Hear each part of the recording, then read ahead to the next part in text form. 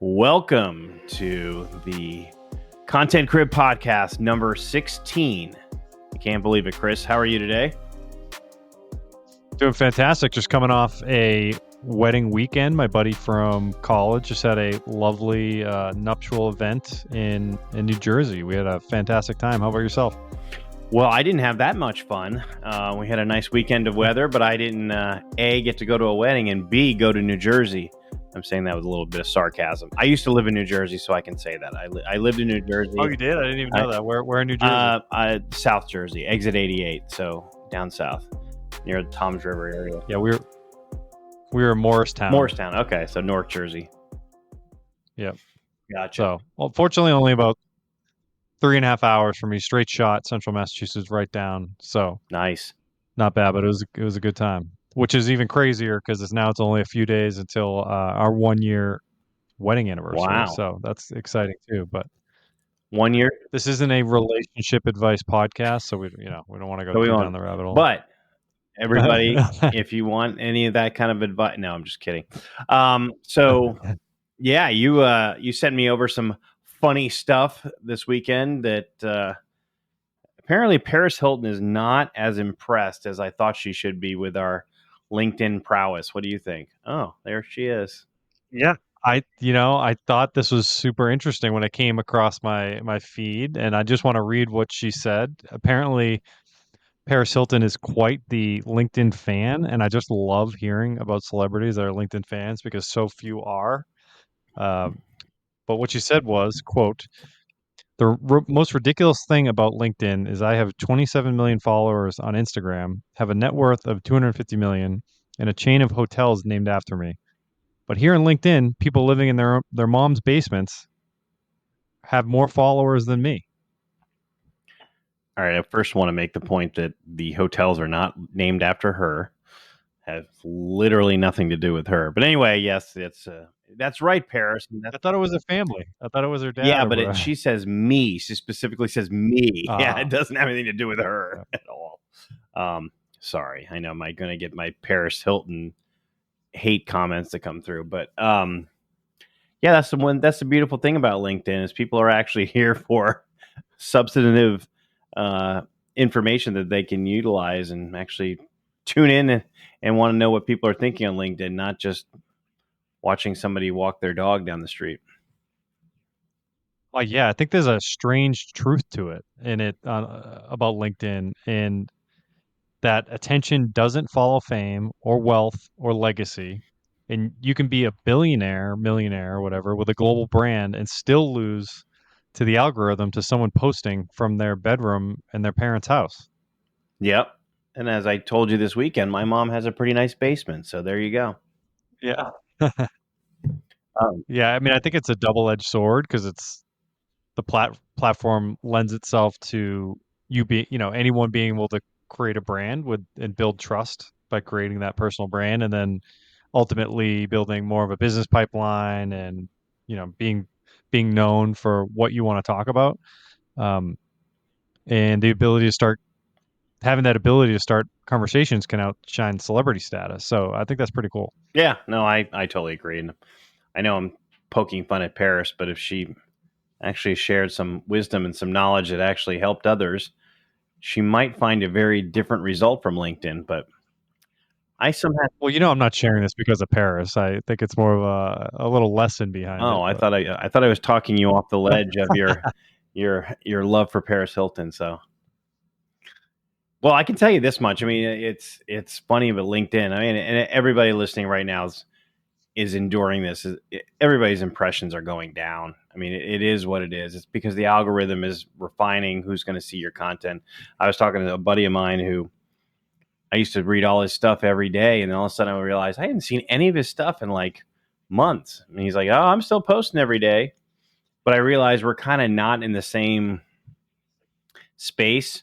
I do enjoy what he has to say, so I went back out and kind of commented and catered my feed to what I want to hear. And I wrote about that in the newsletter this week, just that there's so many people who are listening that, get just caught up in their social media feeds of watching people fight and cat videos. There's nothing wrong with cat videos if that's what you like, but things of that nature. And if you search for things or marketing ideas, MBA class marketing ideas, things of that nature, your feed changes dramatically.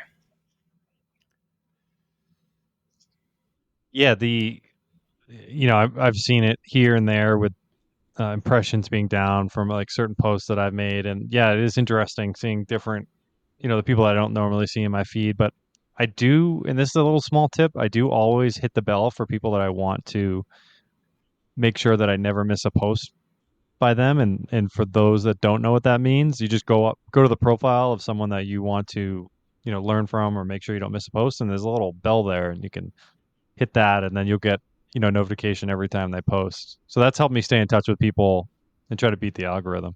Yeah, that's a great idea. I didn't even think to do that. That makes a lot of sense, and there are some that I've done that with. So thank you. See, I've learned something on the 16th edition of the Content Crib podcast.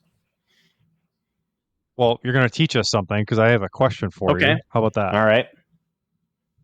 All right. So let's say theoretically, zero budget, right? Yep. Content playbook. If you had 90 days and you're sitting there and you're a healthcare founder, a doctor, a CEO, or an individual, high level forming individual looking to grow their brand and become more hireable. If you had 90 days and no budget, how would you grow a healthcare founders or whoever we were talking about authority from scratch? What would you do in 90 days? I know because we've done it. So let's do it again right Yep. now.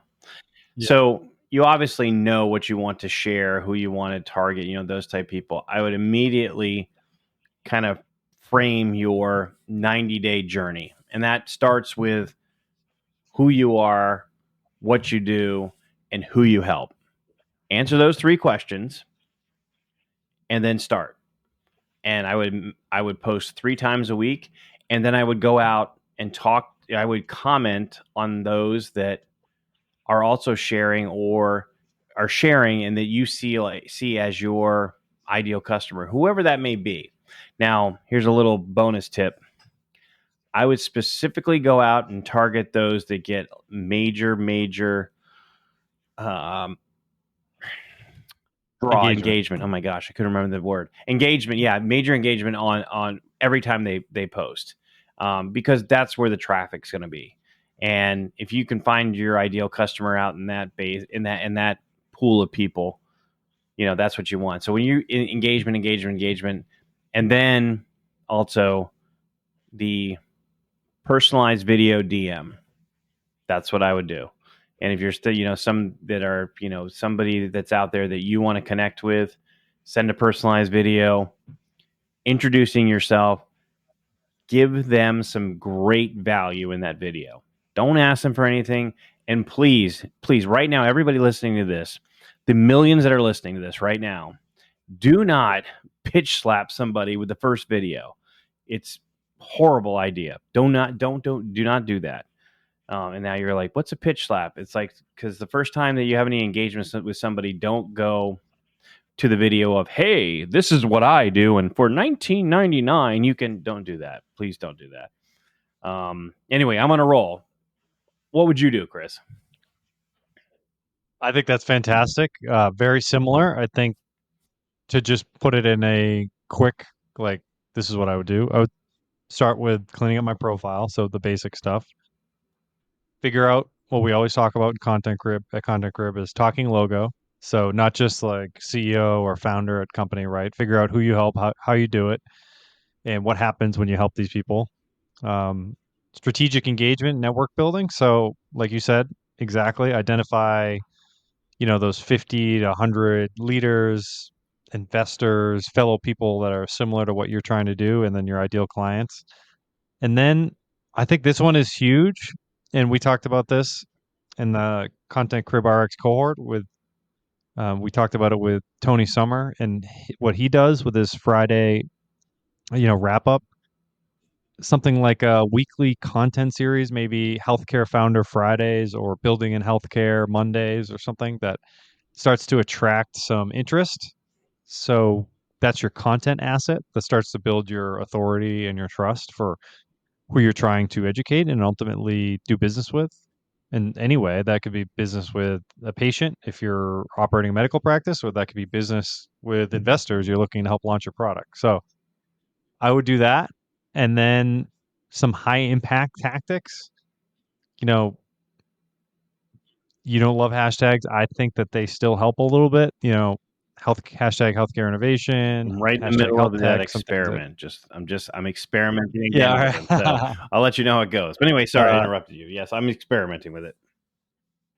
yeah, not the biggest impact tool, but I think more impactful is sharing the stories based on how you help people, or stories of experiences with the expertise that you want to share, because stories are the best. People read them, they want to engage in them, they relate to them immediately when they start reading them.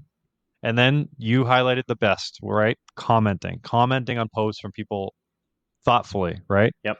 So, commenting is so slept on, and we talk about it all the time, but it's how I've made some of my strongest relationships and friends on LinkedIn, is commenting, and not just to do, business with per se. So that's what I would do. And, you know, you could also do some other things like commenting on posts from like publications or different blogs or article shares on LinkedIn. Yep. And the word that I want you to all remember whenever you're commenting or you're reading or you're putting out your own post is value. Value, value, value. Don't comment on somebody saying, "Hey, that's great. Thanks for doing that.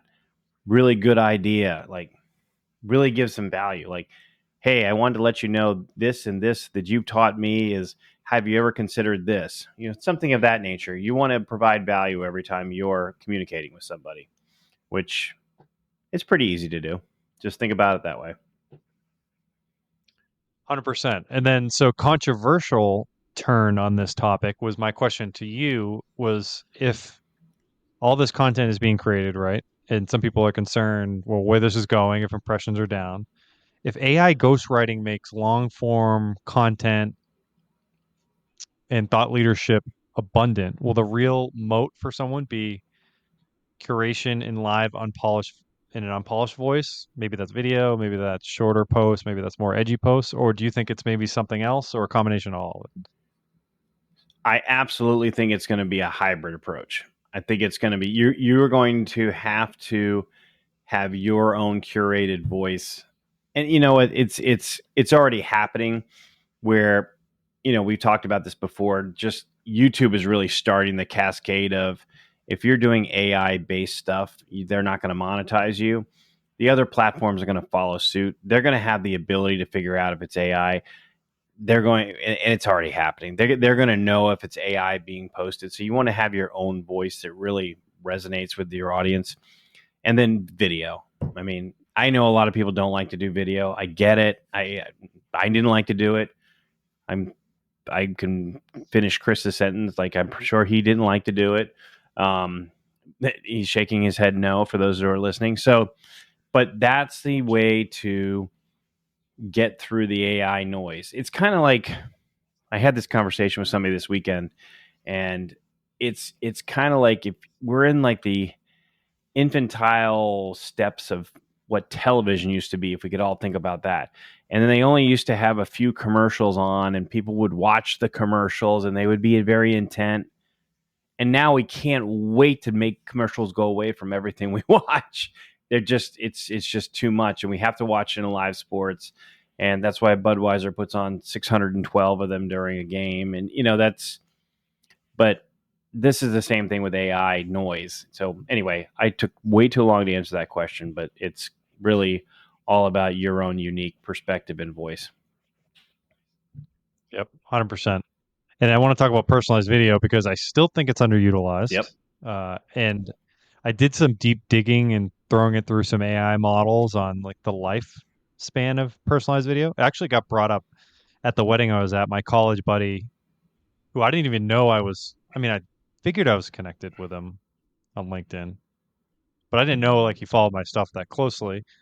Uh, he was out to lunch or dinner with a colleague or a friend, and they brought up to him how they've been starting to use personalized video outreach, And he said to him, he goes, "Oh, my buddy from college, like that, he preaches about it, talks about it all the time, how effective it is." And he told me about this conversation. I thought that was That's cool.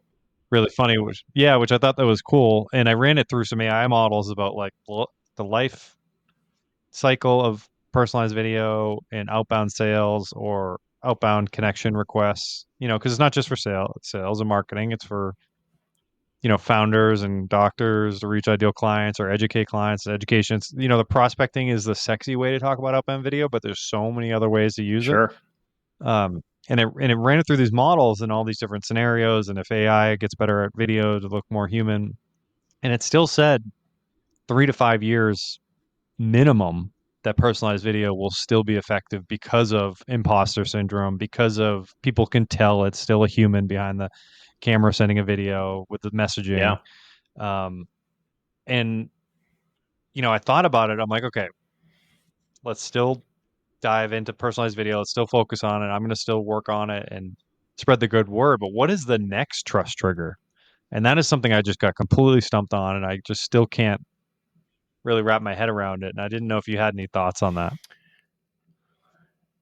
I think the next trust trigger is going to be very raw video footage of you doing what you do in daily life, and that's going to be your That's a great message. answer. It's going to be it's going to be lack of a term that probably makes no sense, but like a camera just sits up on your wall and just watches you all day and doing Truman Show. We're entering the we're Truman doing Show. the Is that what you're Truman saying? Show, and people are going to tune in to see what the heck you're doing, and you're going to be able to send out content right from there. That people are going to be, there's going to be the ability. I'm going to get real crazy and deep.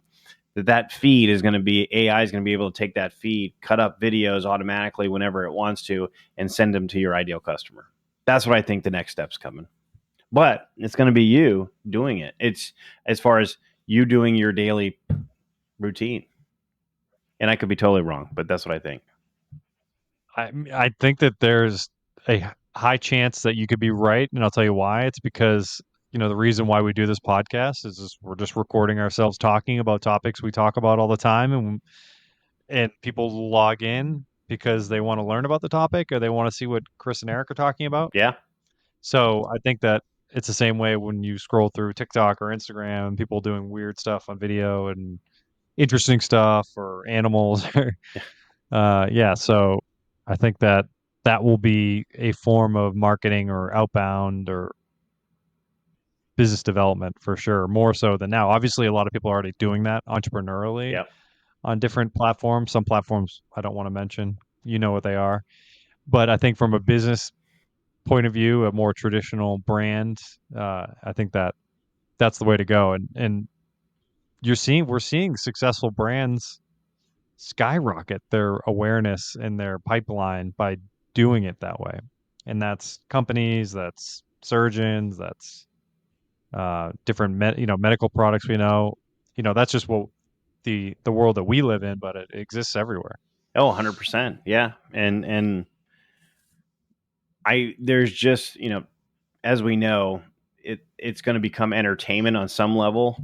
And, when somebody wants to know about a certain product years in advance, AI is going to give them the exact information they want right when they want it by hitting a button. I don't know if it's going to be on their phone necessarily, because I have this crazy theory that in 20 years, the phone and usage of a phone is going to be equated to smoking. I know, and whenever I say it, everybody goes, "Oh, you're full of it." Blah, blah, blah. Just wait and see. We'll see what happens with that. But anyway, that's what I think. Yeah, the addiction is definitely real. And you got me thinking a few minutes ago when you're talking about ads, and I feel like I'm just on like ad commercial overload. Like every corner of media is finding some way to like drive more ads in. By the way, we are brought to you by BitScale AI platform, which is the Better Clay model. No, I didn't really do that on purpose. That actually just came. Yeah. But it is true. Um, I listen to different, like 98.5 The Sports Hub has, re-listen to their radio podcast, and they're finding ways to put ads in their podcast they never did before. Or, new subscription has more commercials now I didn't realize. Um, I forget where I was really going with that, but essentially, you should take that opportunity to craft your voice and craft your brand in a less ad way. That's, hey, drink my Bud Light. Or maybe it's, hey, this is how I solve your potential problem. Let's work together and partner together. Yeah. No, I agree. We literally now will. This is hilarious if you think about it. You'll spend more money to not get ads on your streaming services. Now we are paying people who are giving us information, which ads used to pay for. We're paying them now to take the ads away, and they still get to put the ads out there. Anyway, it's because every time I get to sit down, I'm watching something, and I'm like, oh, there's an ad on this. I'm like, well, this can't be Hulu Premium, or this can't be that kind of thing. Yeah. Well, where would a Content Crib podcast be without talking about AI? So, read some interesting statistics about AI job loss versus job creation, and there's some news out there, and a lot of fear going on, and a lot of opportunity we talk about a lot as well. That I think it's AI is coming on so fast, and it's here, and it's ripping through businesses. I do think that it is a little bit overblown how much adoption is happening, because I talk to different people in different sectors, especially in like B2B outbound or go to market, and it's the adoption rates are a lot lower than what people are like leading on to on LinkedIn and social media and whatnot. But I think it's the combination of being kind of like a iffy economy that's making it seem like a lot scarier than it is. Yep. But this stat was interesting. 64% of Americans think AI will kill jobs, but only 39% of AI experts agree. Obviously, probably loaded statistic. AI experts want to keep their jobs, so they don't want to push the narrative. But what do you think about that? Yeah, I don't. So I'm not part of the whole doom and gloom that that AI is going to take everything away. It's kind of when they told us all that the internet was going to make accountants and real estate brokers go away. It's the same. It's the same thing. I think what AI does is it gives you back your time. I I do something simple now. I need to find something within 20 different spreadsheets instead of opening them all up and trying to locate this whatever else. I just run them through AI and say, hey, find this, this, and this, and then tabulate it, and it does it. And it takes 30 seconds. That used to take me a long time, or somebody else, and an assistant that would have to comb through all that information. I think it's just an adjunct to help you save a whole heck of a lot of time. Now, on a one level, I definitely wouldn't want to be a graphic artist that just was on Fiverr starting out. I think you're going to have to, if you're in that world, you're going to have to learn real quick how AI can help you, because you can be replaced pretty easily. I agree, but there's also opportunity too, because I think that small business is going to be so slow to adopt some of the stuff, Oh and yeah. small business, medium business makes up so much of our economy that still people are going to need it. So you can learn how to do AI graphic design, but learn other things too, Yeah. right? Yeah. So it can be part of your suite of offerings. It's similar to what you're saying. I think when you talk about wanting to accomplish different tasks, you're doing a lot more than maybe you were before because you're using it the right way, Yeah. which I think is the way to think about it. And in terms of stacking on those skills, I found that I used a prompt the other day, and it's like, I'm using AI for this, this, and this. What else can I learn, or make me like a 2-week plan of other things that I can learn that will make me even better or more efficient at these projects that I'm working on. So that was a prompt I put in to Claude that gave me back some ideas to execute in the next couple of weeks on the projects I'm working on, as well as gaps in my AI knowledge. And I'm not going to do all of it, but it at least gave me a couple things that I'm like, okay, this is what I'll do, and this is what I'll do, instead of just kind of hanging in this high school level of AI experience, AI knowledge. So I think long way of saying You got to grab the bull by the horns these days. I think it's just the way it's going. Yep. There's no more sitting around and waiting for things to happen. You got to go make it happen, which is good for some people and good, not so good for others. Yeah. Well, it's a wonderful tool to help you in so many different ways. It really is, and you need to embrace it. Yeah, yeah. And I read this other statistic. What was it? I'm pulling it up right here. Wealthier nations and skilled workers are adopting AI far faster. Poor regions lag. So that made me think: is AI widening the global inequality? I thought this was an interesting talking point. Yes, I would say yes, but I think as soon as other nations, if they've got an internet connection, they could dramatically accelerate where their position is in the world quickly. If they want I to agree. harness That's that, exactly what I yeah, if think. they want to harness that power and capability. I mean, wow, that could you could watch a population of people change dramatically and quickly. What do you think? Yeah, no, I think that it's creating so many different avenues for a solopreneur or a small business to become more efficient. A lot of what we were just talking about a second ago, getting better in your marketplace. The same thing with, like you're saying, with you know poor regions or whatnot. I mean, there's opportunity there, right? To uh, grow a business or start a project or ask it what I should do in my current situation to get myself out of this current situation, right? Obviously, it's easier said than done, and some people are up against some tough odds depending on where their situation is and what nation they're in. But I think that it's true though. When computer and internet came around, it grew and grew and grew, and you never thought that you'd see a computer in certain parts of the world that you do now. And Yeah. people are, No, well, we use on our team. We use contractors from all over the world to do stuff, and you never know where it may be coming from, which is great. well, I think that wraps up this episode. I mean, we went from Paris Hilton to the robot lords taking over. Yep. I think we should probably end it there. I know. Well, anytime you can include Paris Hilton and New Jersey all in one episode, I think we've done good work here. So that's a wrap. Number 16. That's a wrap. It's in the books. We'll see you. See ya. Thanks, Eric.